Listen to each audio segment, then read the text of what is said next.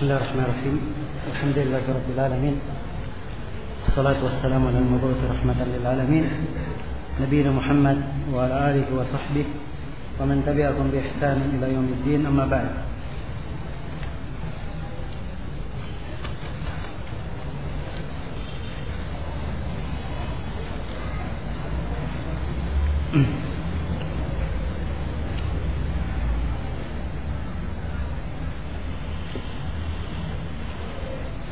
Kemudian dalam hadis berikutnya kata Al-Hafidz Ibnu Hajar rahimahullahu taala wa anhu radhiyallahu taala anhuma annahu qala Rasulullah sallallahu alaihi wasallam ayyuma sabiyyin hajja thumma balagha al-hinj fa alayhi an yahujja hajjatan ukhra wa ayyuma abdin hajja thumma u'tiq فعليه حجة أخرى رواه ابن أبي شيبة والبيهقي ورجاله ثقات إلا أنه اختلف في رفعه والمحفوظ أنه موقوف.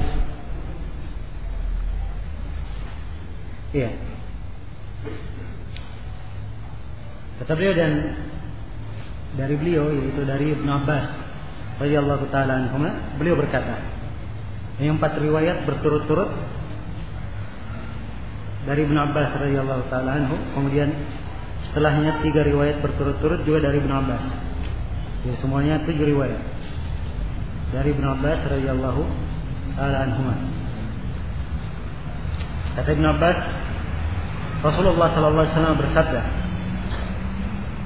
ayyuma sabiyyin hajja,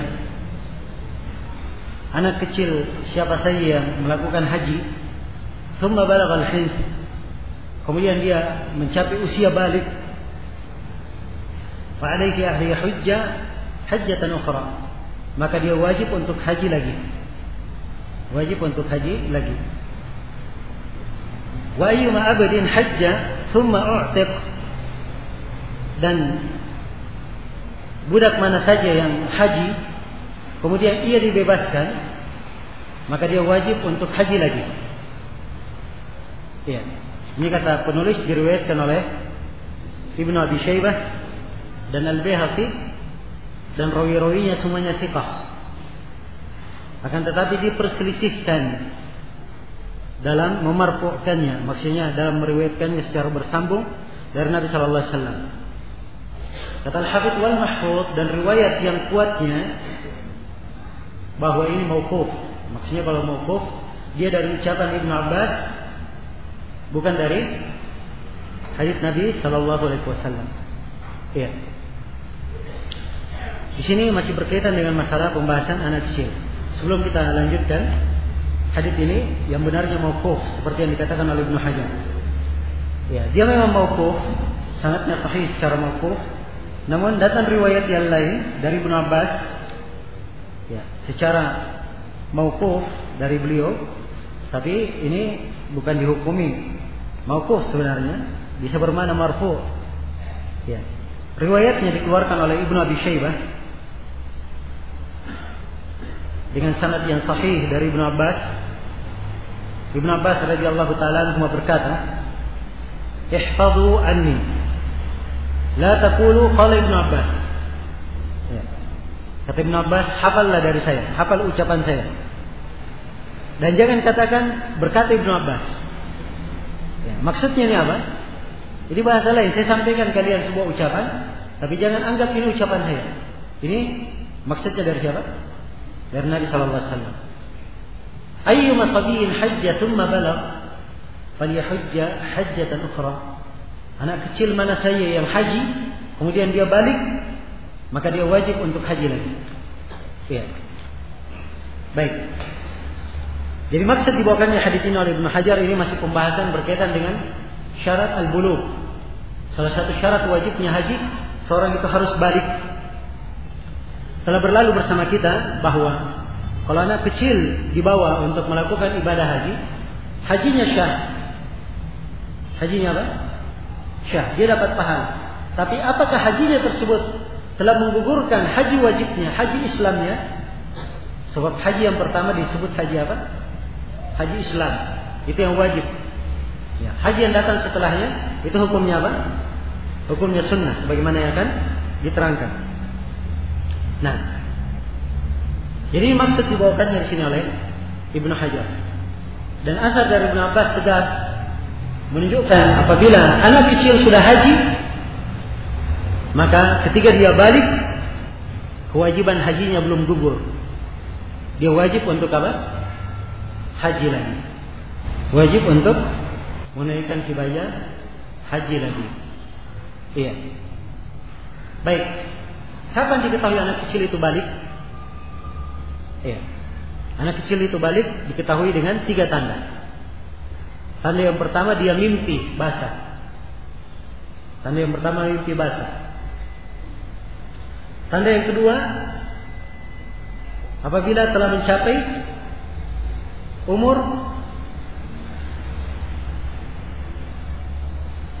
15 tahun. Apabila telah mencapai umur 15 tahun. Ya. Tanda yang ketiga, apabila telah tumbuh rambut di sekitar kemaluannya. Ini 3 tanda balik bagi laki-laki maupun perempuan. Dan untuk perempuan ditambah tanda yang keempat. Tanda yang keempat apabila dia telah haid. Apabila dia telah haid. Ya. Itu yang dimaksud dengan balik. Demikian pula budak. Kalau budak misalnya dia haji kemudian dibebaskan oleh tuannya, maka hendaknya dia haji lagi. Ya. Hendaknya dia haji lagi. Nah, namun para ulama menyebutkan sebuah keadaan. Andai kata seorang misalnya, andai kata seorang misalnya berjalan dari Arafah ke Musdalifah, ya. Begitu tiba di Musdalifah, seorang anak kecil balik, misalnya dia mimpi basah. Seseorang budak dibebaskan oleh tuannya. Ya. Tadi kita katakan harus apa? Ya, harus haji ulang kan begitu. Ini Arafah. Arafah itu bisa wukuf walaupun malam. Ya. Apakah dia boleh balik ke Arafah, wukuf sebentar kemudian jalan? Ya, jawabannya boleh. Dia balik sebentar ke Arafah wukuf. Ya, setelah itu dia balik lagi ke Musdalifah bermalam, dan itu sudah terhitung hajinya, mencukupi haji Islamnya. Jelas ya? Iya.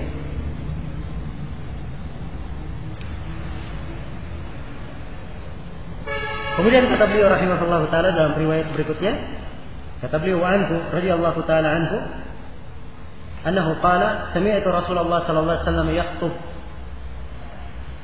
Dari Ibnu Abbas radhiyallahu taala anhu beliau berkata, saya mendengar Rasulullah sallallahu alaihi wasallam berkhutbah. Yaqulu, beliau berkata, la yakhluwanna rajulun bimra'atin illa wa ma'aha du mahram. ولا تسافر المرأة إلا مع ذي محرم. فقام رجل فقال يا رسول الله إن امرأتي خرجت حاجة وإني اكتتبت في غزوة كذا وكذا. قال انطلق فحج مع امرأتك. متفق عليه واللفظ لمسلم. Kata Ibn Abbas yang mendengar Rasulullah SAW khutbah, beliau berkata, jangan sekali-sekali seorang lelaki bersendirian dengan perempuan, kecuali bersama perempuan itu ada mahramnya. Ya. Ini penjelasan tentang haramnya khulwah, haramnya berduaan dengan perempuan di kantor, di tempat kerja. Dia satu ruangan dengan perempuan, hanya berdua saja. Itu disebut khalwat. Dan ini adalah hal yang haram. Dan itu dilarang oleh Nabi sallallahu alaihi wasallam di sini. Dan diterangkan dalam riwayat yang lain, illahnya fa inna thalithakum asy-syaitan. Ya, sebab yang ketiganya adalah syaitan. Yang ketiganya adalah apa? Syaitan. Dan larangan di sini menunjukkan makna pengharaman. Mana pengharaman.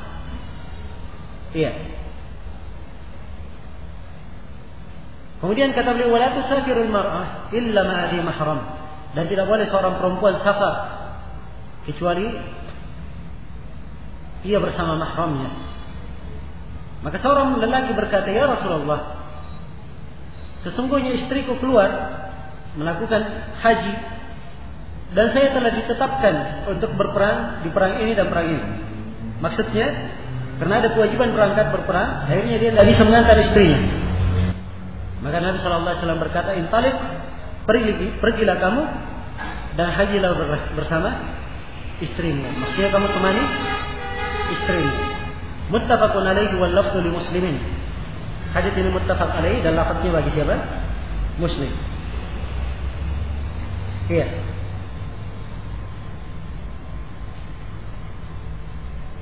Hadis ini dibawakan di sini oleh penulis.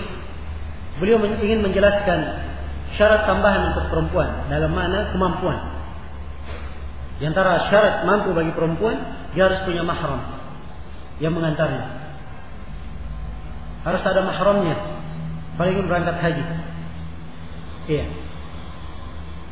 Sebab Nabi SAW mengharamkan perempuan safar kecuali disertai dengan apa? Dengan mahramnya. Kalau dia tidak punya mahram, ini artinya dia tidak punya kemampuan. Dia belum punya kemampuan. Jelas sampai sini? Iya. Dan ini hadis peringatan dan pelajaran ya, kepada mereka yang bergampangan ya, di dalam masalah ini. Dan keluarnya perempuan, safarnya perempuan melakukan ibadah haji, ini terdapat beberapa keadaan dirinci oleh ahli fikih.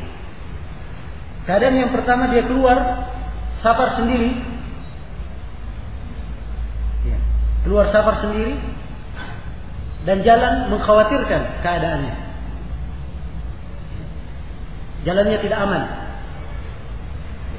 Maka yang seperti ini haram menurut kesepakatan para ulama. Dia keluar melakukan apa? Ibadah haji. Ini yang pertama. Keadaan yang kedua, seorang perempuan keluar sendiri safar, jalannya untuk safar ini adalah jalan yang aman. Maka ini juga adalah hal yang diharamkan menurut kebanyakan para ulama. Ya. Keadaan yang ketiga, seorang perempuan safar, dia disertai dengan para perempuan yang lain atau orang-orang yang terpercaya. Orang-orang yang terpercaya. Iya. Apakah ini boleh atau tidak? Ini sebagiannya ada yang membolehkan. Ya, dari sisi telah datang dalam sebuah riwayat oleh Imam Al-Bukhari secara muallaq. Ya. Dari jalan Ibrahim meriwayatkan dari ayahnya dari kakeknya bahwa Umar bin Khattab radhiyallahu taala anhu iya, Umar bin Khattab radhiyallahu taala anhu, beliau mengizinkan istri-istri Nabi sallallahu alaihi wasallam pada akhir haji yang Umar haji di situ. Beliau izinkan istri-istri Nabi sallallahu alaihi wasallam mereka pergi haji. Mereka diantar disertai oleh Utsman bin Affan dan Abdurrahman bin Auf radhiyallahu taala anhum. Iya.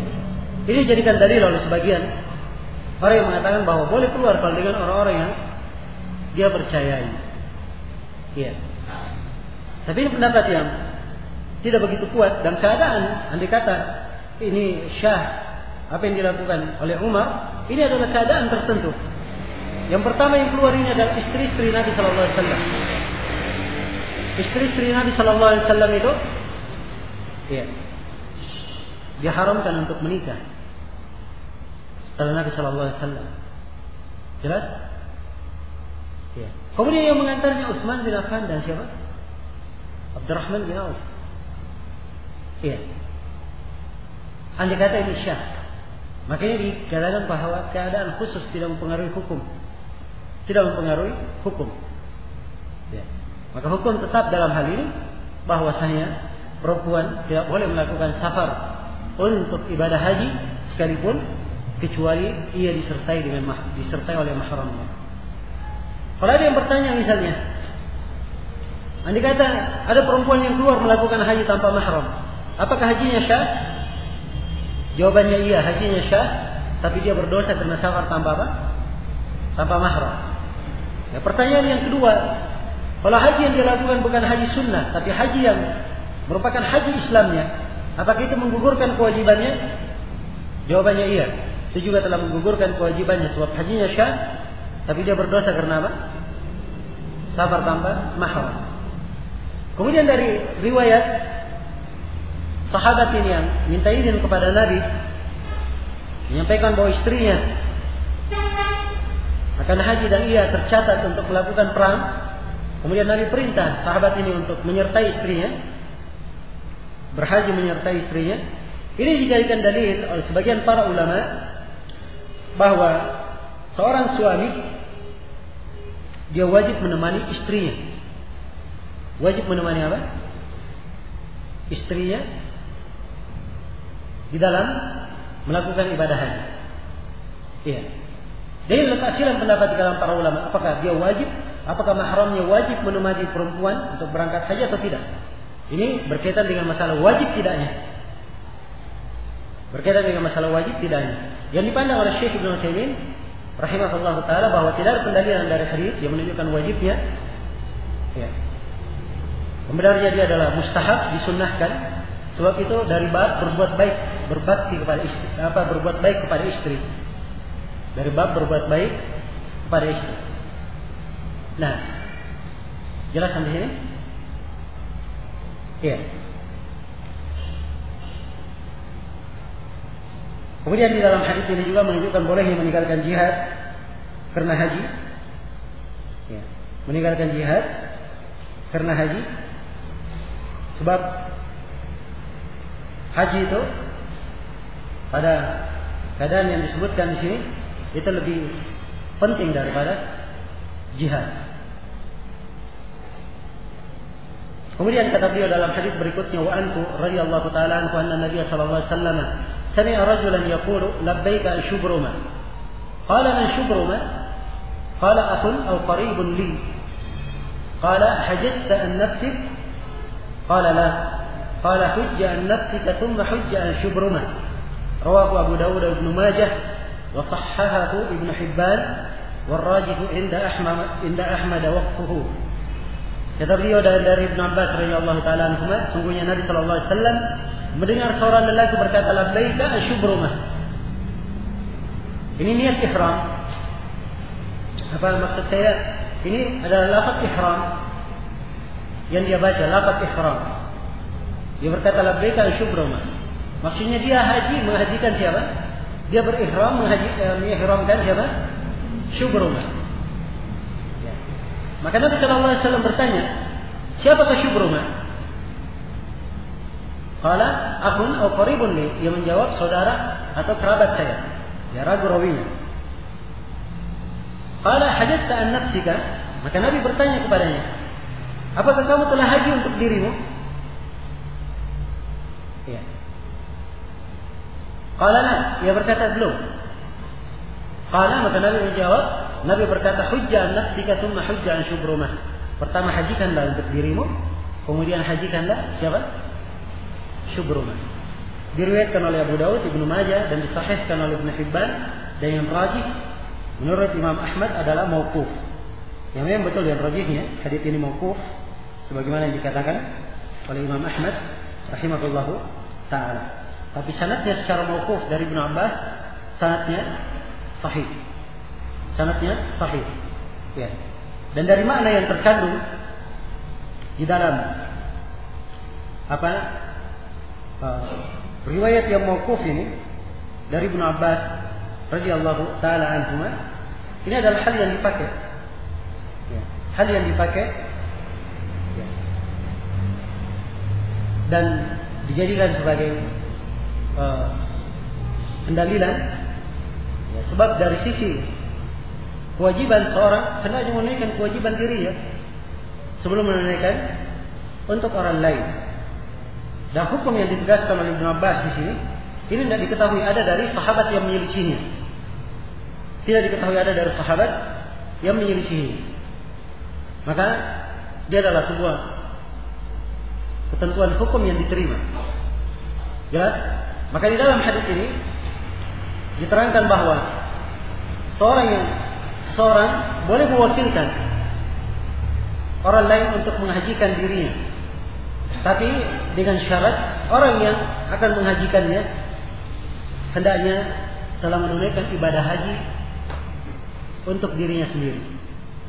Ya, ini adalah hal yang disyaratkan.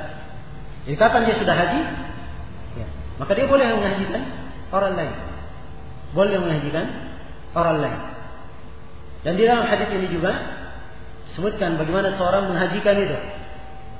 Ya, kalau misalnya dia haji tamattu, ya, untuk seorang dia berkata labbaik Allahumma umra'an fulan.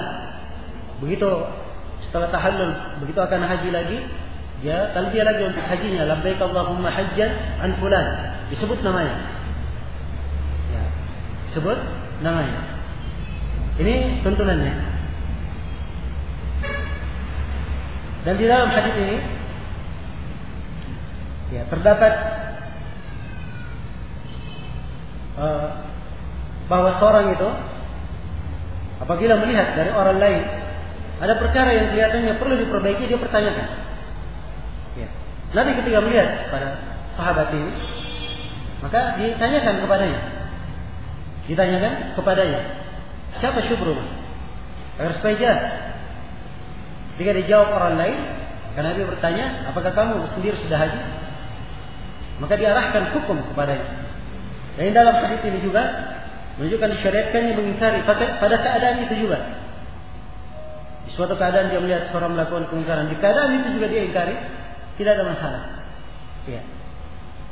Tidak ada masalah. Ini bab amar ma'ruf nahi munkar dan bab saling nasihat menasihati. Ya, dan mengarahkan kepada kebaikan. Kemudian kata beliau rahimahullahu taala dalam hadis yang terakhir di bab yang pertama, kata beliau an radhiyallahu taala anhu qala khatabana Rasulullah sallallahu alaihi wasallam faqala inna Allah kataba alaikum al-hajj faqama al-Aqra' ibn Habis faqala ati kulli am ya Rasulullah qala la qultuha lawajabat الحج مرة فمن زاد فهو تطوع رواه الخمسة غير الترمذي وأصله في مسلم من حديث أبي هريرة رضي الله تعالى عنه. Dan dari Ibn Abbas radhiyallahu taala anhu juga beliau berkata, Rasulullah sallallahu alaihi wasallam berkhutbah kepada kami. Beliau berkata, sungguhnya Allah telah menetapkan kewajiban haji atas kalian.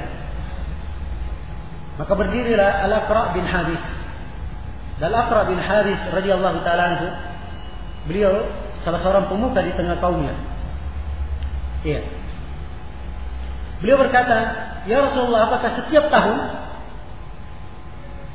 Qala, "Law qultuha la wajabat." Maka Nabi berkata, andai kata saya mengucapkannya maka wajib. Haji itu cuma sekali.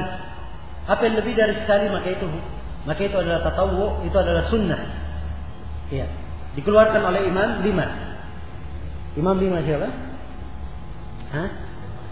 Abu Daud. Yang pertama kalau katakan 5, yang pertama Ahmad, Abu Daud, Tirmidzi, An-Nasai dan Ibnu Majah. Itu 5. Jadi selain At-Tirmidzi, berarti hadis yang dikeluarkan oleh Ahmad, Abu Daud, An-Nasai dan Ibnu Majah. Wa asluhu fi Muslim min hadits Abi Hurairah. Dan asal hadis ini dalam Sahih Muslim dari hadis Abi Hurairah. Iya. Kalau di dalam riwayat Imam 5 ini selain At-Tirmidzi, itu di dalam sanadnya ada rawi yang bernama Sufyan bin Husain. Dan Sufyan bin Husain ini jelek hafalannya. Tapi ini tidak ada masalah sebab ia punya pendukung. Karena itu Al-Hafidz Ibnu Hajar isyaratkan asalnya di mana? Di Sahih Muslim. Di Sahih Muslim konteksnya begini. Dari Abu Hurairah radhiyallahu taala anhu beliau berkata, "Khatabana Rasulullah sallallahu alaihi wasallam." Rasulullah sallallahu alaihi wasallam khutbah kepada kami. Faqala ayyuhan nas, qad farada Allahu 'alaikum al-hajj fahujju. Wahai sekalian manusia, Allah telah mewajibkan kepada kalian haji, maka berhajilah kalian. Faqala rajul, maka seorang lelaki berkata, dan disebut namanya dalam riwayat Muslim. Aqullu ami ya Rasulullah, apakah setiap tahun ya Rasulullah? Fasakata hatta qalaha thalathan. Maka Nabi diam sampai orang itu bertanya 3 kali. Faqala Nabi sallallahu alaihi wasallam, "Law qultu na'am, law wajabat wa lam istata'tum." Andai kata saya katakan iya, maka dia adalah wajib. Ya, dan kalian tidak akan mampu. Kalian tidak akan mampu.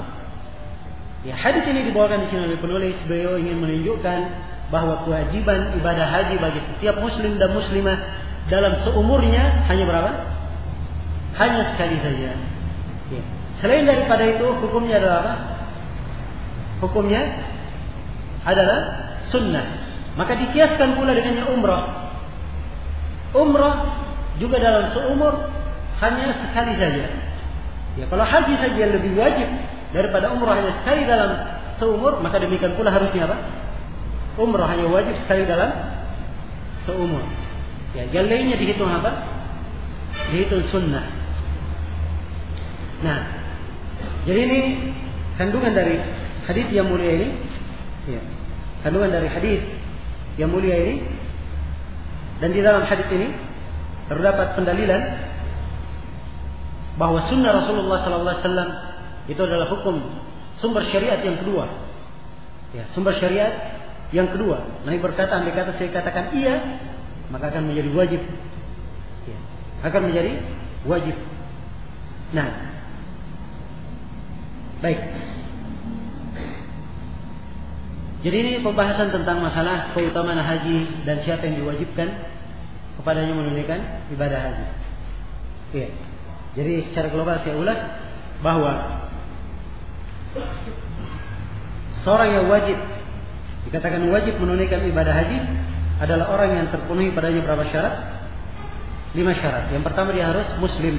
Sebab orang yang kafir tidak diterima darinya ibadah. Kemudian yang kedua adalah al-aql. Dia punya akal waras. Ya. Bukan orang yang tidak waras, atau orang yang gila. Nah, sebab Nabi SAW bersabda, "Rufi'al aqlam anis thalatha." Ini diangkat dari 3, dan salah satunya anil majnun hatta yafiq, dari orang gila ya sampai dia sadar. Nah, kemudian syarat yang ketiga adalah al-bulugh, harus balik. Ini telah kita terangkan. Kemudian syarat yang keempat adalah al-hurriyah. Ya, bebas, kebebasan, bukan budak. Ini juga telah kita terangkan. Kemudian syarat yang kelima adalah al-istita'ah, kemampuan. Kemampuan apa yang dimaksud? Kemampuan dari sisi materi dan badan. Ya. Baik. Ini yang dikatakan syarat wajibnya seseorang itu menunaikan ibadah haji. Ya.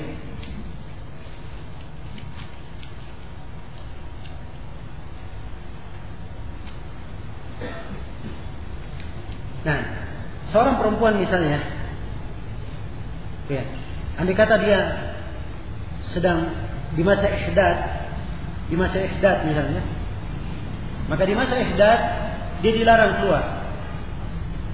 Ya, dilarang keluar. Apabila dia ditinggal mati oleh suaminya, dilarang keluar selama 40 malam. Maka larangan keluar ini selama berapa? Selama 4 bulan. Ya. Maka larangan keluar ini berlaku bagi perempuan yang ihdad. Ya. Apabila misalnya dia sudah tercatat, sebentar lagi keluarganya mau berangkat, suami yang meninggal, dia terbentur dengan ihdad, maka di posisi ini dia secara syar'i dianggap tidak mampu, tidak punya kemampuan. Jelas? Walaupun ada mahramnya yang lain akan mengantarnya. Walaupun ada mahramnya yang lain, dia mengantarnya. Ya. Adapun perempuan yang ditalak, ya. Perempuan yang ditalak, dilihat talaknya. Kalau dia talak raj'i, maka ini perkaranya kembali kepada suaminya. Ya. Sebab dia masih status suami. Kalau masih raj'i dan masih di masa iddah. Tapi kalau talaknya talak bain, maka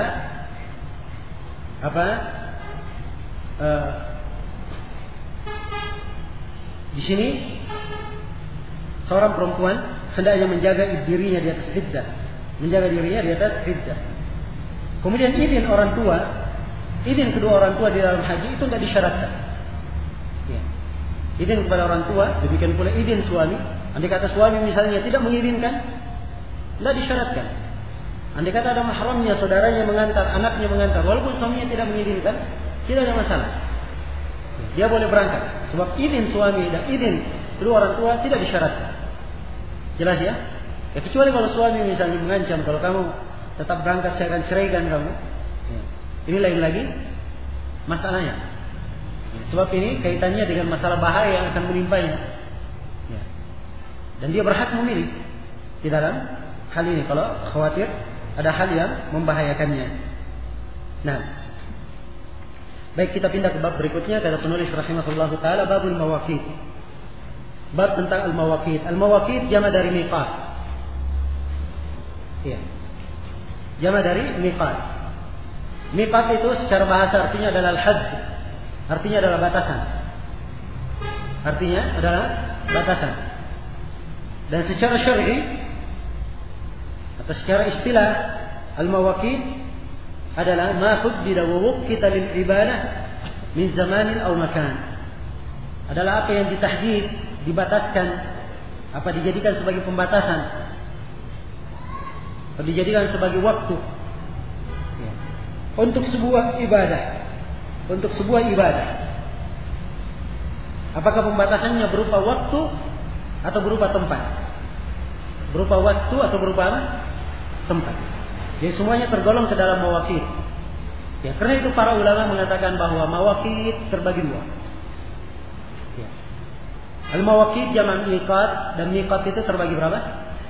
Terbagi dua. Ada miqat zamani dan ada miqat makani. Iya. Ada miqat zamani dan ada miqat makani. Ya. Jelas?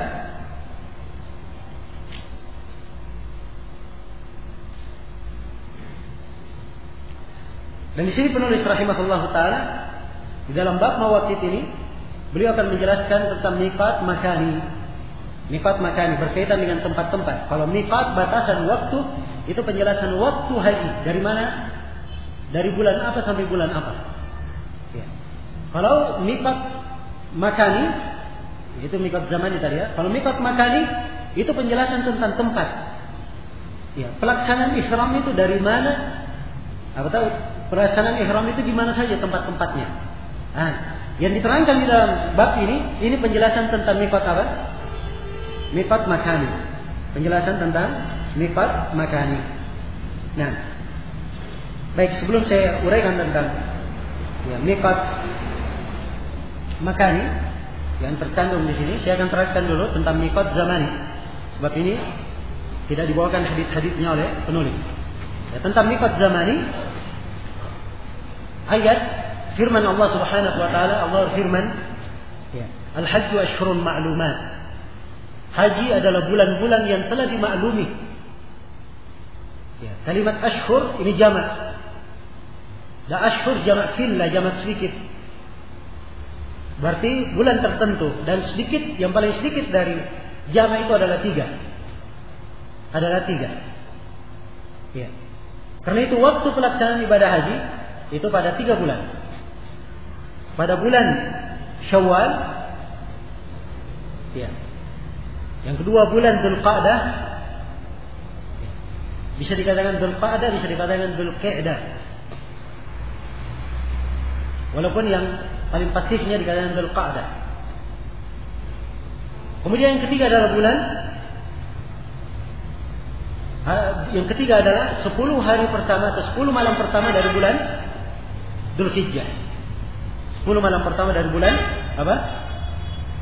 Dzulhijjah. Ini miqat apa namanya? Miqat zamani. Ya, miqat zamani. Dalam artian, ya,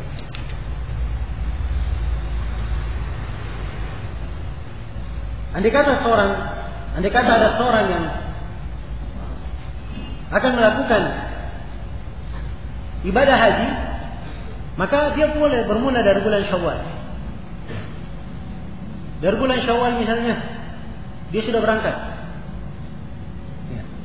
ke Mekah, dia umrah, dia haji tamattu, maka dia sudah mulai masuk umrah. Umrah ini untuk hajinya. Dia tahallul nunggu sampai apa? Sampai musim haji datang, tanggal 8 Dzulhijjah datang, baru dia ihram untuk apa? Untuk haji. Jelas ya, walaupun menunggu 2 bulan. Ya. Karena batasannya mulai dari apa? Dari Syawal sampai ke 10 malam pertama di Dzulhijjah. Jelas sampai sini? Iya. Ya, seperti misalnya dalam waktu dekat ini, jemaah haji kita akan berangkat.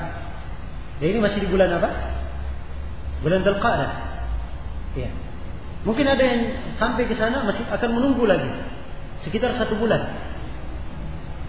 Sehingga ya setelah 1 bulan baru mereka menunaikan apa? Ibadah haji. Maka ini tidak ada masalah. Sebab dia masuk di bulan-bulan apa? Di bulan-bulan haji ini yang disebut miqat zamani. Ya. Ini faedahnya begini.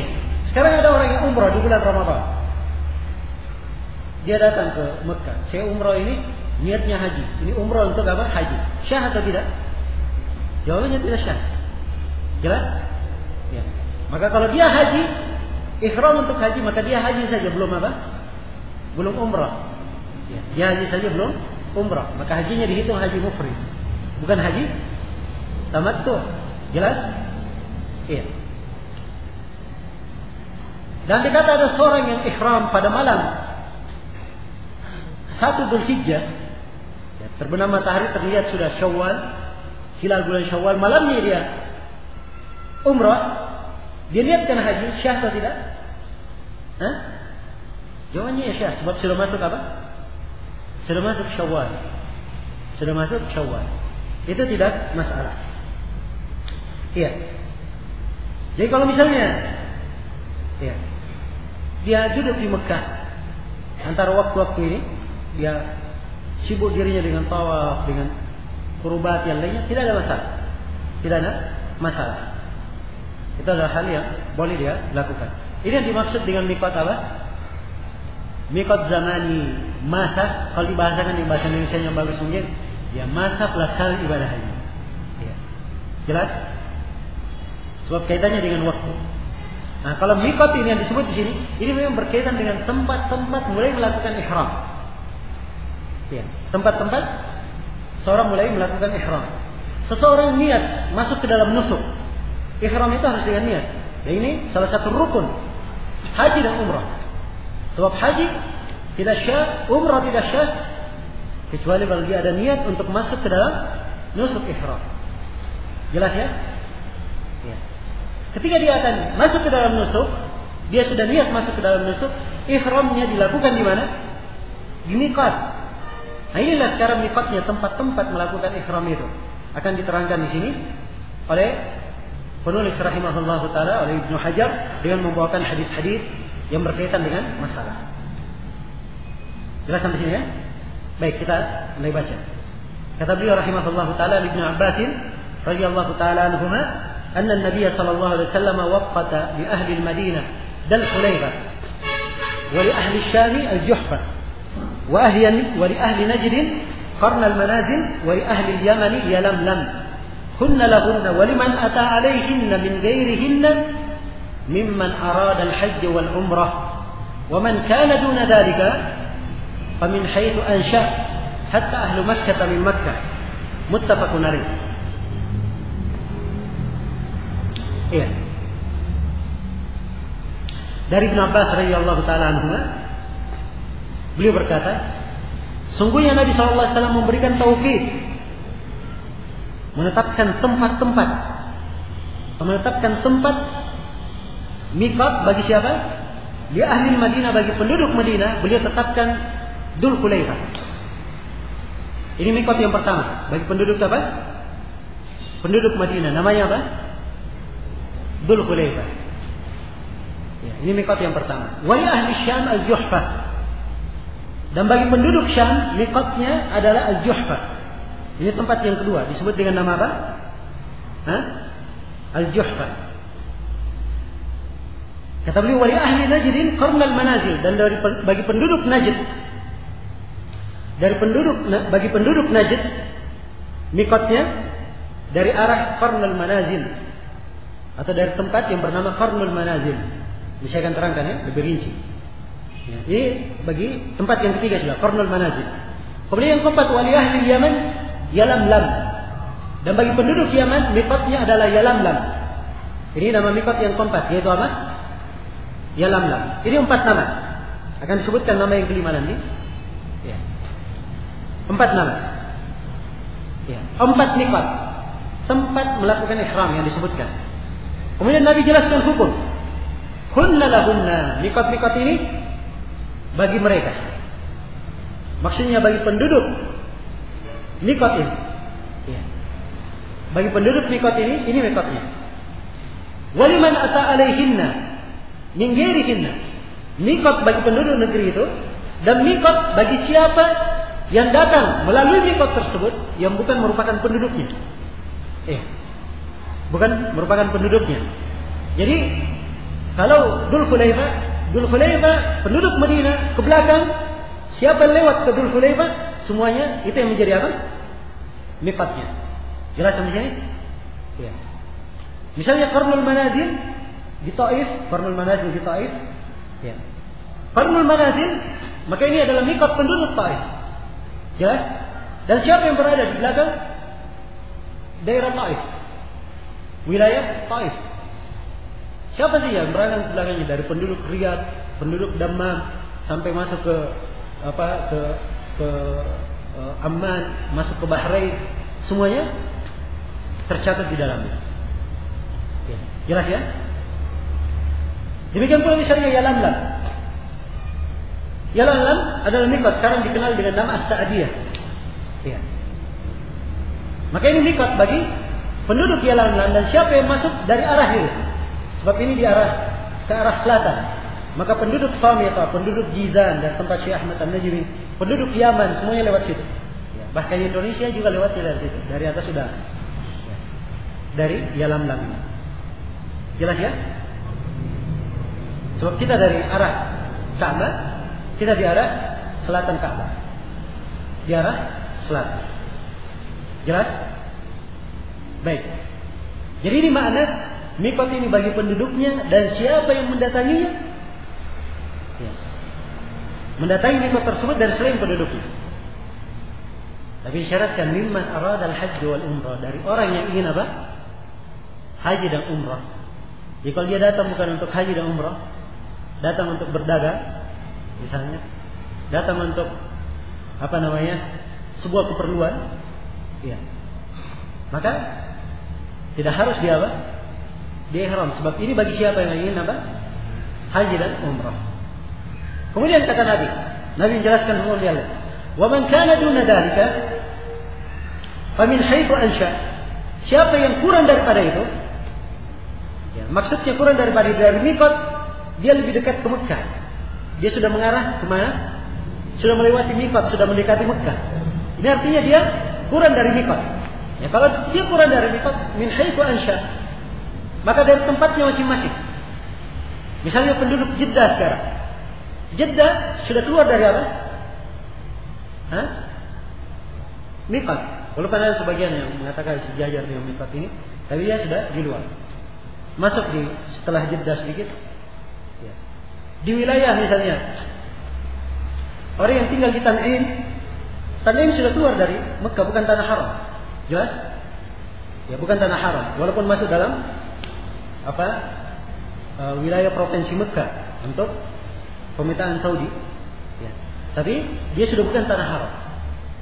Demikian pula yang tinggal di Jarana, dia ihramnya dari tempatnya masing-masing. Ihram untuk apa ini? Untuk haji. Sampai penduduk Mekah, kalau ihram untuk haji dari mana? Dari tempatnya, di rumahnya. Seorang punya rumah di Mekah, ya. Anggap dia punya rumah misalnya di Jalan Aziziyah, jalan yang sangat terkenal di Mekah. Ya. Dia punya rumah di sana, maka dari rumahnya di Aziziyah dia mikot. dia pakai pakaian ihram, sudah. Dia ihram. Kemudian baca hilalnya, labbaik Allahumma hajjan, jalan. Selesai. Jelas sampai sini? Hadis ini kata penulis rahimahullahu taala muttafaqun alaih, dikeluarkan oleh Al-Bukhari dan Muslim. Baik, pendekatan dari hadis ini sejumlah perkara. Yang pertama, penjelasan tentang miqat. Penjelasan tentang apa? Miqat. Miqat makani, tempat-tempat melakukan ihram. Memulai melakukan ihram. Iya. Yang pertama adalah Dzul Hulaifah. Ini bagi penduduk Madinah ke belakang. Kenapa dinamakan Dzul Hulaifah? Dia dulu lembah. Dzul Hulaifah ini lembah. Di situ ada sejenis pohon disebut dengan nama Hulaifah. Makanya disebutlah lembah ini dengan nama Dzul Hulaifah. Jelas? Dan sekarang Dzul Hulaifah ini disebut dengan nama, dikenal dengan nama Bir Ali. Ya. Bir Ali. Orang Indonesia bilang Sumur Ali. Jelas? Ya. Atau Abyar Ali dalam bahasa Arab. Sudah masyhur di lisan manusia dengan nama itu. Ya. Kalau di nama dalam hadisnya disebut dengan nama apa? Dzul Hulaifah. Iya. Jelas? Saya lihat di apa namanya? Di papan nama ya, masih ditulis lengkap semuanya. Dzul Hulaifah disebut juga Bir Ali-nya. Ya. Jelas? Ini yang disebut dengan nama Dzul Hulaifah. Ini mikotnya penduduk Madinah. Dan ini mikot yang paling jauh dari Mekah. Mikot yang paling jauh dari Mekah. Ya. Kalau di masa dahulu dihitung dengan marahil.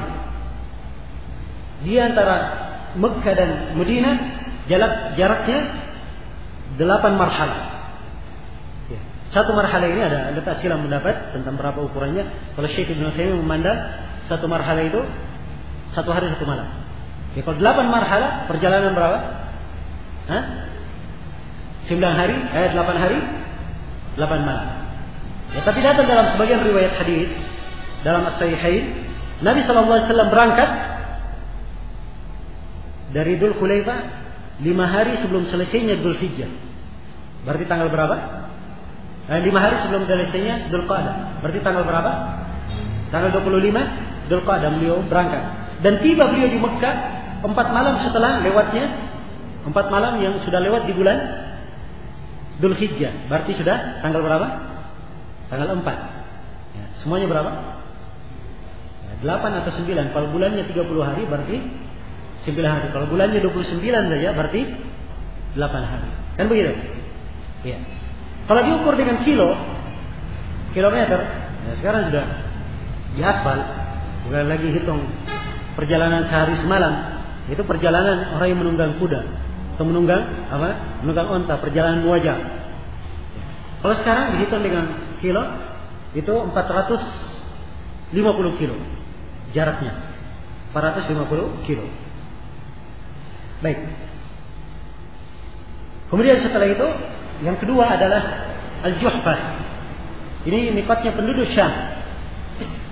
Mikotnya penduduk Syam, penduduk Mesir yang datang dari arah Syam, dari arah Amman, dari arah Damaskus, dari arah Mesir. Ya. Sebab mereka datang lewat laut. Orang Mesir datang lewat laut. Demikian pula siapa yang datang dari arah Maghrib yang melewati laut, ya, yang mereka melewati negeri penduduk Syam, maka mikotnya pasti di mana? Di Juhfah. Mikot mereka berada di Juhfah. Dan Juhfah ini sekarang dikenal apa? Sekarang ini manusia ihramnya dari Rabigh. Rabigh ini dekat dari Juhfah. Ya, dekat dari Juhfah. Jelas ya? Dan ini jauhnya dari Mekah 183 kilo. 183 kilo.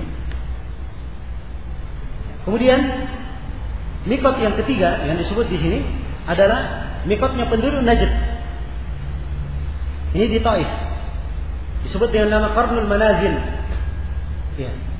Sekarang disebut dengan nama As-Sailul Kabir.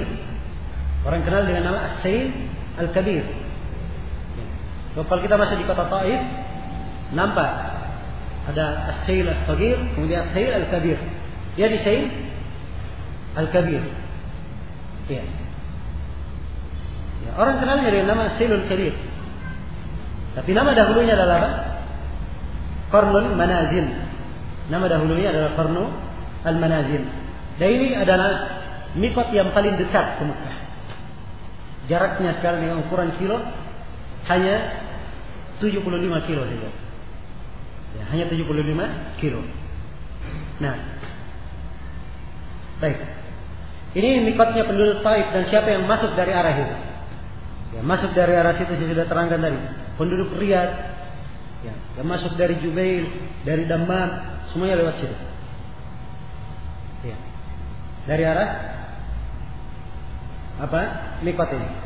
Mikot Qarnul Manazil atau Sail Al-Kabir. Kemudian yang keempat, kata beliau, wali ahli Yaman Yalamlam. Dan bagi penduduk Yaman ada mikot namanya Yalamlam. Yalamlam ini disebut sekarang dengan nama As-Sa'diyah. Disebut dengan nama As-Sa'diyah. Ya. Dan disebut juga dengan nama Tariqus Sahil. Tariq As-Sahil. Ini jaraknya dari Mekah 92 kilo. Jaraknya dari Mekah 92 kilo. Iya. Baik. Ini mikot-mikotnya. Sudah berapa mikot ini? Hah? Sudah 4. Ada mikot yang kelima. Sebelum kita lengkapi pembahasan hadis Ibnu Abbas, kita baiknya baca dulu riwayat-riwayat setelahnya supaya kita selesaikan pembahasan mikot. Kata beliau Aisyah radhiyallahu taala anha, anna Nabi sallallahu alaihi wasallam waqata li ahli al-Iraq data irqin. Rawahu Abu Daud wa Nasa'i. Dari Aisyah radhiyallahu taala anha, sungguhnya Nabi sallallahu alaihi wasallam memberi taukid untuk penduduk Irak. Diberi taukid apa? Dijadikan mikotnya adalah datu irq. Ini mikot yang kelima. Iya. Apa yang disebut dengan nama datu irq. Dan ini bagi penduduk Irak. Ya, di dalam riwayatnya. Nah, datu irq itu jauhnya dari Mekah sekarang 94 kilo. 94 kilo. Jadi kalau diukur dari yang paling jauhnya, yang pertama Dzul Hulaifah, kemudian apa? Kemudian Juhfa, kemudian Datu Irq, kemudian Yalamlam, kemudian yang paling dekatnya adalah Qarnul Manazil atau Sailul Kabir. Ya, ini dari ukuran jarak. Iya.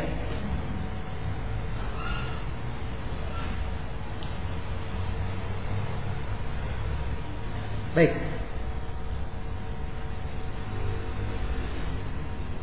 Dan ini subhanallah dari hikmah syariat penentuan miqat ini. Sebab siapa saja yang datang dari penjuru dunia mana saja dia datang, pasti dia tidak keluar dari 5 miqat yang ditaukid oleh Nabi sallallahu alaihi wasallam datang. Ya. Dan ini dari hikmah syariat. Nah, tapi hadis Aisyah yang di sini tentang Datu Irq ini ada pembahasan. Di dalam sanadnya ada rawi yang bernama Aflah bin Humaid. Imam Ahmad menjadikan riwayat ini sebagai riwayat yang munkar dari riwayatnya Aflah bin Humaid ini. Karena itu Ibnu Hajar mengisyaratkan, kata beliau, wa asluhu inda Muslimin min hadits Jabir illa anna rawi syak fi raf'ihi. Asalnya di dalam Sahih Muslim dari Jabir, tapi rawinya syak tentang marfu'nya. Wa fil Bukhari, dan dalam Al-Bukhari, anna Umar huwa alladhi waqata data irq. Dan ini menyelisih Sahih Bukhari. Di Sahih Bukhari, Umar yang mentaukid datu irq. Ya, bukan dari Nabi. Siapa yang mentaukidnya? Umar bin Khattab radhiyallahu taala anhu. Iya. Kemudian kata Al-Hafidz Ibnu Hajar rahimahullah, wa inda Ahmad wa Abi Daud wa Tirmidzi an Ibnu Abbas anna an-nabiy sallallahu alaihi wasallam waqata li ahli al-masyriqi al-aqiq. Ya, al-aqiq. Dan di sisi Imam Ahmad dan Abi Daud dan At-Tirmidzi, dalam riwayat Ahmad, Abu Daud dan At-Tirmidzi dari Ibnu Abbas, Nabi memberikan miqat bagi penduduk masyrik. Penduduk masyrik ini penduduk wilayah timur. Diberi miqat al-aqiq. Al-aqiq ini dia berdekatan dengan Datu Irq. Jaraknya dari Datu Irq sekitar 20 kilo. Sekitar 20 kilo. Ya. Namun hadis ini ya, dibawakan oleh Ibnu Hajar di sini, beliau hanya ingin menjelaskan kelemahannya. Sebab ini hadis lemah. Imam Muslim melemahkannya di dalam kitabnya At-Tamyiz. Ya. Ada Yazid bin Abi Ziyad dalam sanadnya, rawi yang lemah dan sanadnya terputus. Ya, baik. Jadi dari sini mungkin bisa agak lengkap pembahasan kita bahwa kalau kita katakan miqat yang pastinya dari Nabi tempat. Datu Irq itu apakah dari Nabi yang menentukan? Jawabannya ini riwayat, dari sisi riwayat diperselisihkan. Tapi Umar bin Khattab telah pasti dalam Sahih Al-Bukhari, beliau menjadikannya sebagai miqat. Apakah itu ijtihad dari Umar? Jawabannya Allah alam, tapi para sahabat tidak ada yang menyelisihinya. Tidak ada yang menyelisihinya. Ya. Maka ini sudah merupakan keputusan tepat yang harus dipegang. Karena itu siapa yang menyimpulkan bahwa miqat ada 5, tidak ada masalah. Silakan disimpulkan bahwa miqat ada berapa? Ada 5. Ya. Kalau diurut dari yang paling jauhnya apa? Dzulhulaifah, kemudian Al-Juhfa, kemudian Datu Irq ini, kemudian Yalamlam, kemudian As-Sailul Kabir atau Qarnul Manazil. Iya. Jelas? Ini 5 miqat. Iya. Kata Nabi sallallahu alaihi wasallam, "Kunna lahunna." Miqat ini lahunna, bagi mereka. Bagi siapa yang merupakan penduduk miqat ini. Waliman ata alaihinna. Ya. Dan siapa yang mendatangi miqat ini. Ini pembatasan, penyebutan ya. Bahwa seorang yang ingin melakukan ihram, dia ihram dari miqat. Kapan dia ihram sebelum miqat? Ya. Maka ini namanya dia tidak masuk di dalam menjalankan tuntunan Nabi sallallahu alaihi wasallam. Jelas? Iya. Jelas sampai sini. Siapa yang lewat dari miqat, maka dia harus kembali ke miqat. Harus kembali ke mana? Ke miqat. Iya. Dan tatkala Nabi sallallahu alaihi wasallam menjadikan ini sebagai miqat, diberi taukid kepastian, maka ini menunjukkan wajibnya untuk memulai ihram dari miqat-miqat tersebut. Wajibnya untuk memulai ihram dari miqat-miqat tersebut. Karena itulah siapa yang sekarang ini kebiasaan jemaah haji, ini sudah kartu umum. Ya. Biasanya kalau gelombang kedua itu langsung ke Mekah. Ya, kebanyakan jemaah haji, semoga Allah memberi hidayah kepada mereka semua. Ya, kebanyakan mereka nanti pakaian ihramnya di mana? Di Jeddah. Turun dari pesawat, baru mandi semua di bandara. Ya. Ihram dari mana? Dari bandara. Ini melewati miqat namanya. Ya, padahal di atas pesawat diumumkan sebentar lagi kita akan melewati miqat Yalamlam. Ya. Saya nggak tahu ya kalau di pesawat apa namanya Garuda. Ya.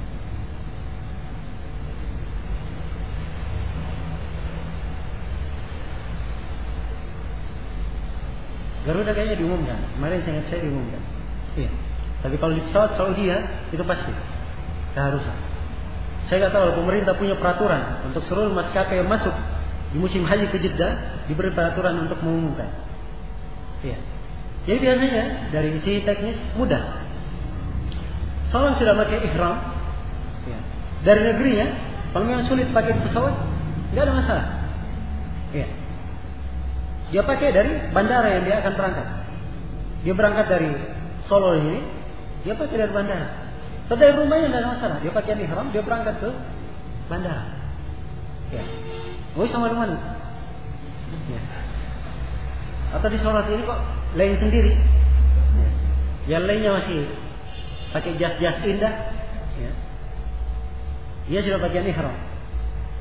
Nah, So, yang menjadi masalah mandinya. Dan kalau dia ingin berbeda, ya mungkin dia bisa mandi di rumahnya, mandi ihram, terus dia pakaian biasa. Nanti di atas pesawat dia sudah siapkan kain ihramnya.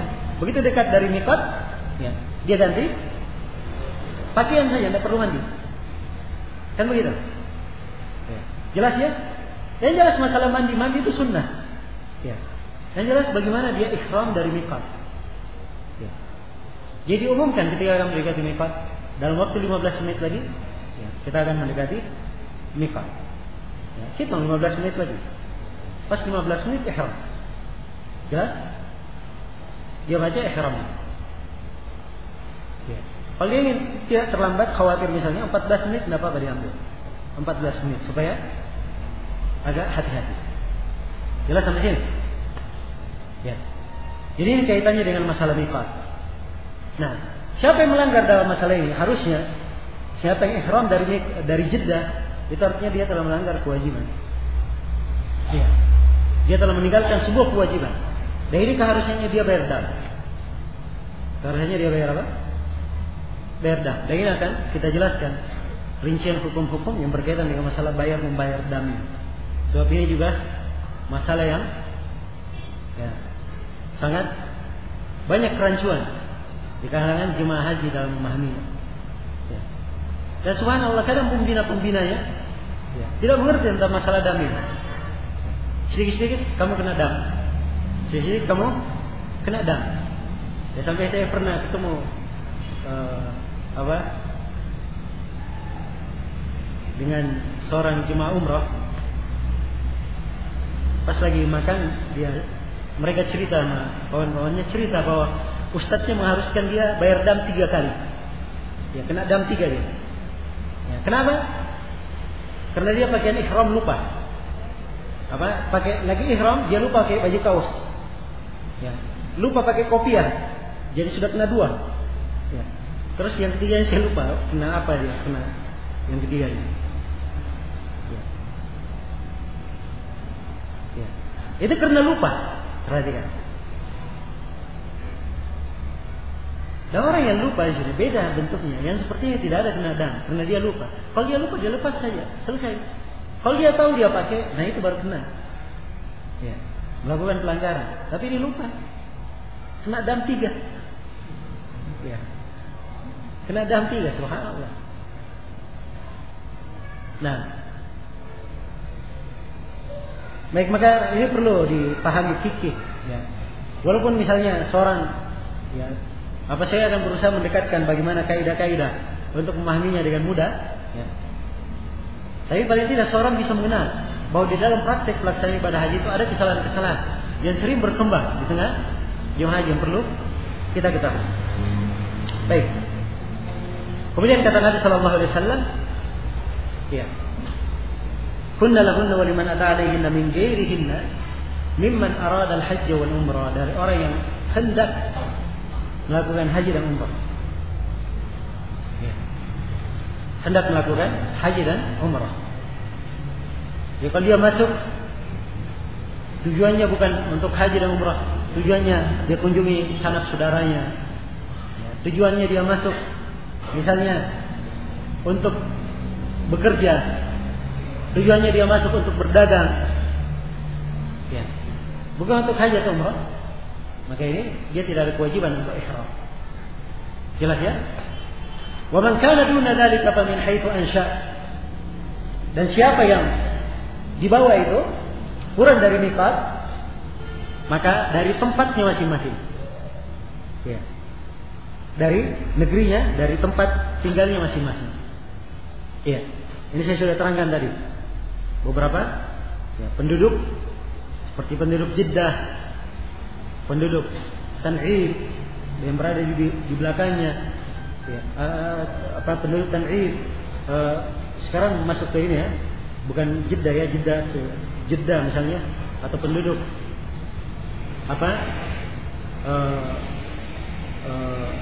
ya Tan'im juga di belakang Miqat. Kemudian penduduk Ju'rana atau dia di bagian Arafah, ya, sekitar itu. Maka ini semuanya dari tempatnya masing-masing. Mereka ihram dari tempatnya masing-masing. Ya.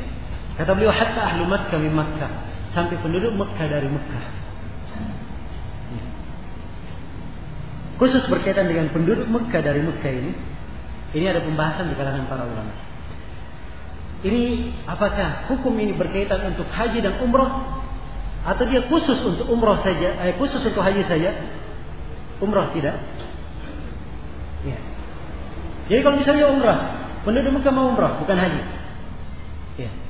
Dia ingin umrah misalnya, apakah dia hanya pakai ihram di rumahnya, setelah itu dia berangkat ihram, berangkat tawaf, kemudian sa'i, cukur, kemudian selesai? Ya. Nah, ataukah dia harus keluar ke tanah halal, bukan di tanah haram? Mekah itu seluruhnya disebut tanah apa? Tanah haram. Ya. Haram itu dari makna bahasa, tanah yang terjaga. Tanah yang apa?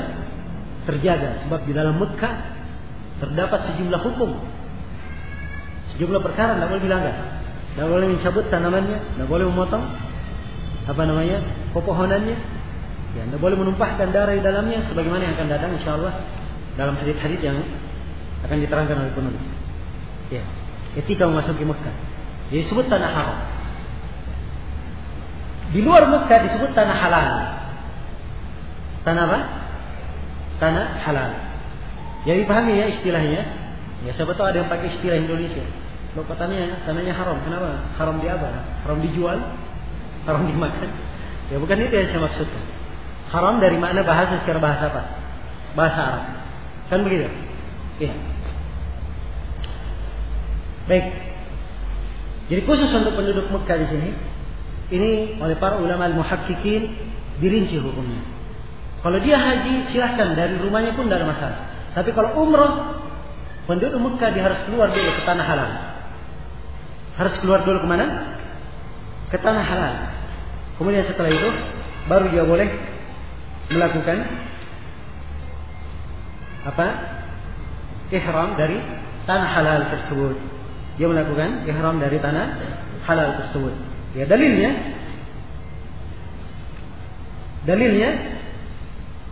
adalah hadis tentang Aisyah radhiyallahu taala anha. Ya. Hadis Aisyah radhiyallahu taala anha, dan dimaklumi mungkin akan datang sebagian hadis menjelaskan bahwa Aisyah ketika beliau akan memasuki Mekah, beliau haid. Ya, sebelum tawaf beliau haid. Maka Nabi sallallahu alaihi wasallam memerintahkannya agar supaya meniatkan umrahnya masuk ke haji. Ya. Masuk ke haji. Jadi beliau bukan haji tamattu. Ya, beliau masuk ke haji saja. Maka Aisyah radhiyallahu taala anha, ya, karena tidak boleh tawaf, beliau hanya melakukan haji. Setelah haji, maka Aisyah radhiyallahu taala anha berkata, kalian semua sudah pergi dengan pahala haji dan umrah. Saya hanya dapat pahala haji saja. Ya. Maksudnya tidak ada umrahnya untuk Aisyah. Maka Nabi sallallahu alaihi wasallam memerintah Abdurrahman bin Abi Bakar, saudara Aisyah, untuk mengantar Aisyah radhiyallahu taala anha melakukan apa? Melakukan umrah, diantar ke Tan'im untuk melakukan apa? Umrah. Sebab Tan'im ini sudah keluar dari tanah apa? Tanah haram, perbatasan. Ya. Perbatasan tanah haram.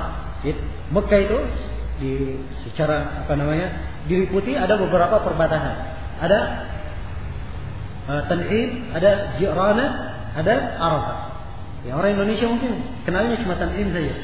Ya, sebab sedikit-sedikit ada di Tan'im muncul. Ya, umrah. Dan ini termasuk kesalahan yang perlu diingatkan. Walaupun ada sebagian yang memfatwakan, ya, tapi seorang dididik untuk melihat apa yang paling sunnah untuknya, paling afdal. Ya. Dari kebiasaan jemaah haji kita, kalau misalnya haji tamattu itu masuk dulu ke Mekah.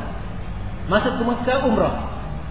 Setelah umrah tahallul, halal kembali, pakaian biasa, ya semua pelanggaran ihram ya sudah tidak berlaku lagi. Boleh dia lakukan. Terus dia tahallul sampai nanti haji tanggal 8 Dzulhijjah. Di masa tahallul ini mereka gunakan untuk umrah berulang kali. Keluar ke Tan'im, umrah. Keluar ke Tan'im, umrah lagi. sampai ada dalam sehari 5 kali umrah. Ya. 5 kali umrah. Ini bukan cuma jemaah haji kita. Mungkin selain Indonesia lebih parah lagi. Ya. Lebih parah lagi. Saya nggak pernah ketemu langsung ada orang yang minta fatwa. Ya. Tapi ada teman-teman yang cerita. Ada seorang yang datang minta fatwa. Ya. Yang namanya umrah itu kan harus potong rambut, iya kan? Ya. Harus potong rambut. Dia datang umrahnya rambutnya dipangkas sedikit sih. Ya. Nggak saya halal. Umrah lagi pangkas sedikit lagi. Halal kan begitu. Rambutnya terus dipangkas, habis rambutnya. Ya. Habis rambutnya. Dia datang bertanya, ya Syekh, saya sudah sehari ini sudah umrah berapa kali ya? Sudah 5 atau berapa kali umrah dalam sehari ini. Sekarang rambut saya sudah habis. Ya. Kemarin karena rambut saya habis, saya mulai potong jenggot saya. Dia perhatikan. Ya, jenggot saya juga sudah hampir habis. Lalu apa yang saya potong? Mana? Sampai bertanya seperti itu. Ya. Ini disebabkan karena kesalahan ini. Kalau kita perhatikan konteks hadis, ya, perhatikan yang Nabi memerintah Abdurrahman bin Abi Bakar mengantar saudara perempuannya Aisyah, ya, mengantar saudara perempuannya Aisyah radhiyallahu taala anha ke Tan'im agar supaya Aisyah untuk umrah. Kan begitu? Yang menjadi pertanyaan Abdurrahman bin Abi Bakarnya sendiri, beliau umrah atau tidak? Hah? Jawabannya beliau tidak umrah. Kan begitu? Hatta yang lainnya Nabi SAW yang memerintah Aisyah untuk umrah. Apakah beliau juga umrah? Jawabannya beliau sendiri tidak umrah. Ya. Kalau kita dengar alasan jemaah ini kan, ya sekali seumur kita haji, belum tentu kita mampu datang lagi haji. Ya, kita umrah lah banyak-banyak. Ada umrah untuk dirinya, orang tuanya, untuk kakeknya, untuk buyutnya. Ya. Macam-macam dia umrah lah. Ya. Ini termasuk kesalahan yang hendaknya diperbaiki. Seorang ketika melakukan safar dalam sebuah perjalanan, dalam perjalanan tersebut dia umrah sekali saja. Ya. Kecuali kalau keadaannya seperti Aisyah, tidak ada masalah. Ini Aisyah keadaan khusus, dia masuk dengan apa? Ya. Tadi dia ingin tamattu umrah dengan haji, akhirnya menjadi haji saja karena beliau haid. Ya. Menjadi haji saja karena beliau haid. Maka untuk mendapatkan pahala umrah, beliau keluar ke tanah halal agar supaya melakukan umrah. Kalau keadaannya seperti Aisyah, tidak ada masalah. Tidak ada masalah. Jelas sampai sini? Ya. Iya. Maka ini hal yang tampil hendaknya diingatkan tentang kesalahan-kesalahan yang kadang terjadi. Ya, walaupun tidak sampai ke derajat kita katakan haram misalnya atau tidak syah, tidak ke derajat itu, tapi kebatasan dia menyelisihi yang afdal, ini jelas menyelisihi petunjuk as-salaf, petunjuk Nabi sallallahu alaihi wasallam di dalam masalah ini. Baik. Iya.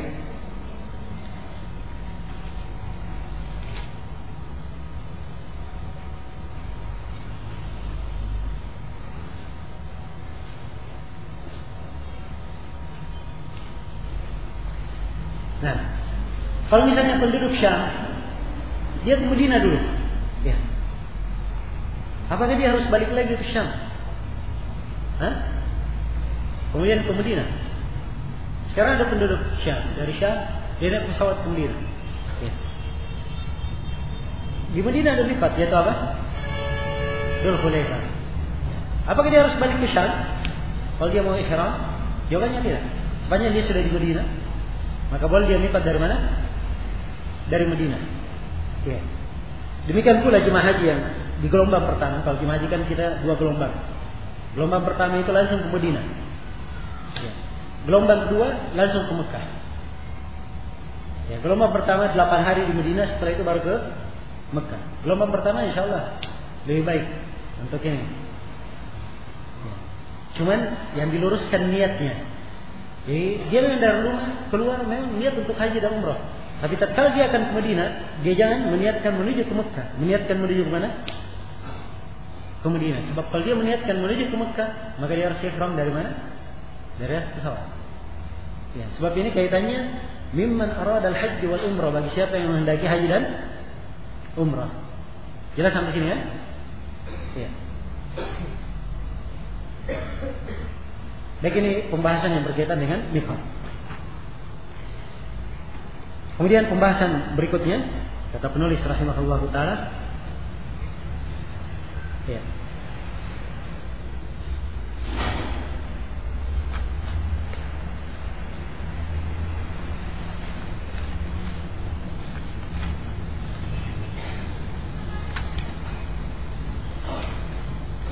Baik, kita baca satu bab lagi.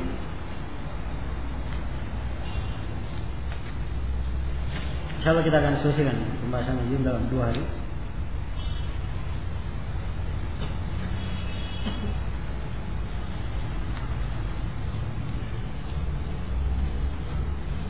Ya.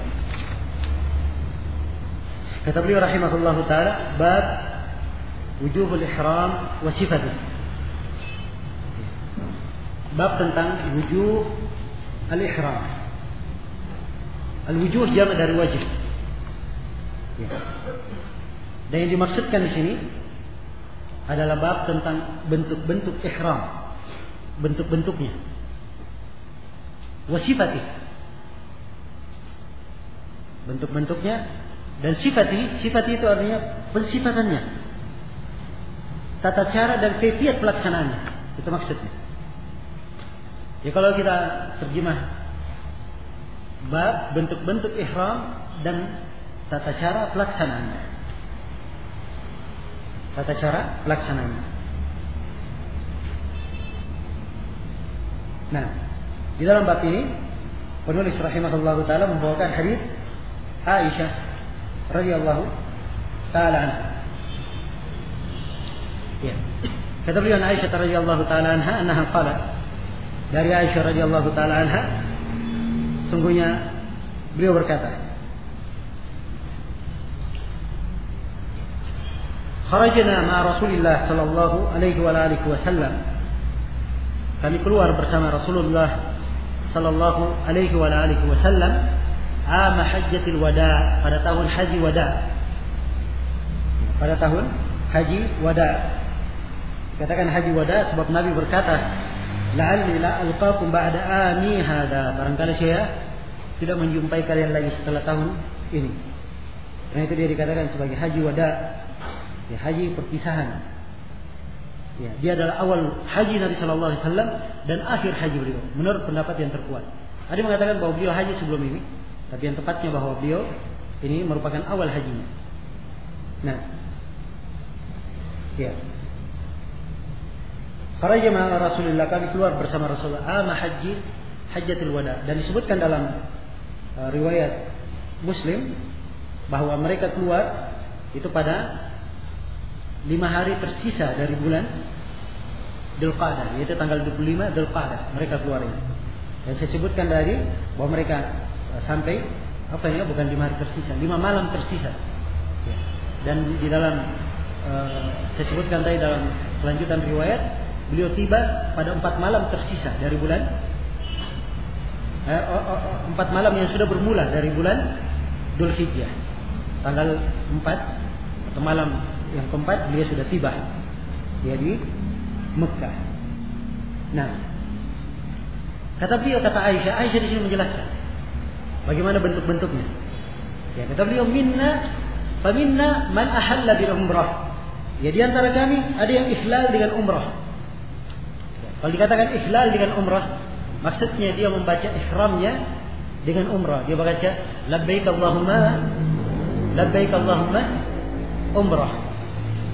Ya. Faminna man ahalla bi hajjin wa umrah. Di antara kami ada yang ihlal dengan haji dan umrah. Sekaligus haji dan umrah dia gabungkan. Wa minna man ahalla bi hajjin, dan di antara kami ada yang ihlal dengan haji saja. Dengan haji saja. Ya. Kata beliau, wa ahalla Rasulullah sallallahu alaihi wasallam bil hajj. Adapun Rasulullah sallallahu alaihi wasallam beliau ihlal dengan apa? Dengan haji. Wa amma man ahalla bi umrah fa halla. Adapun orang yang ihlal dengan umrah, dia telah halal. Maksudnya setelah umrahnya selesai dia menjadi halal. Wa amma man ahalla bi hajjin aw jama'a al-hajj wa umrah falam yahillu hatta kana yaumun nahar. Adapun orang yang ihlalnya dengan haji atau dia menggabungkan antara haji dan umrah, mereka tidak tahallul, tidak menjadi halal nanti kecuali setelah hari nahar. Hari nahar tanggal berapa Dzulhijjah? Tanggal 10 Dzulhijjah. Muttafaqun alaih. Hadis ini dikeluarkan oleh Imam Al-Bukhari dan Imam Muslim. Baik, ini hadis untuk memahaminya saya harus jelaskan dulu secara global bahwa bentuk-bentuk ihram itu ada 3. Ya. Inilah yang disebut dengan 3 jenis haji. Ya. Disebut 3 jenis nusuk haji. Nah, 3 jenis nusuk ini yang pertama adalah haji tamattu. Yang pertama, haji tamattu. Tamattu itu apa? Tamattu itu apa? Tamattu itu adalah orang yang melakukan umrah. Orang yang melakukan umrah.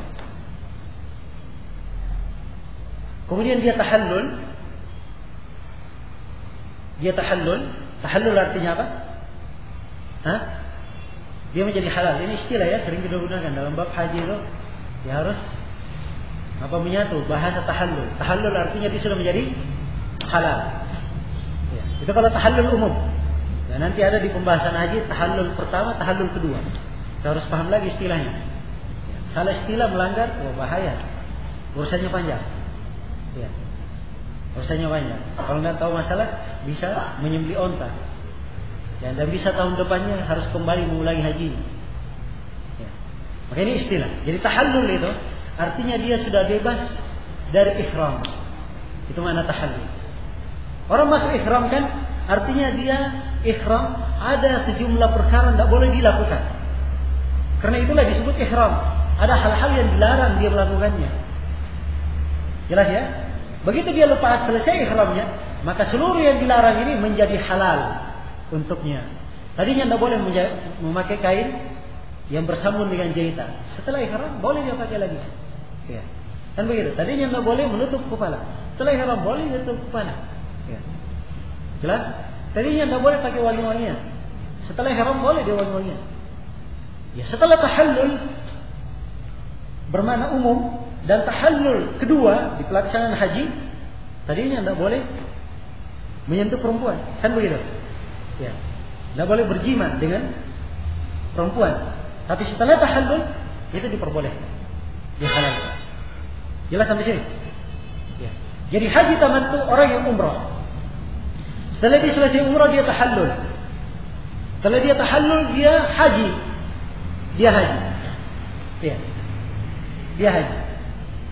Karena dia menyelingi antara haji dan umrah dengan tahallul, maka dia harus membayar apa? Membayar hadyu. Ya. Dia harus menyembelih sembelihan.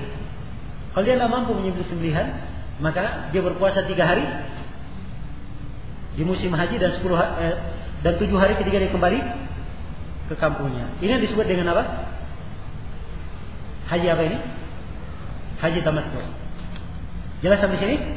Ini haji yang pertama, haji tamattu. Haji yang kedua adalah haji qiran. Haji qiran.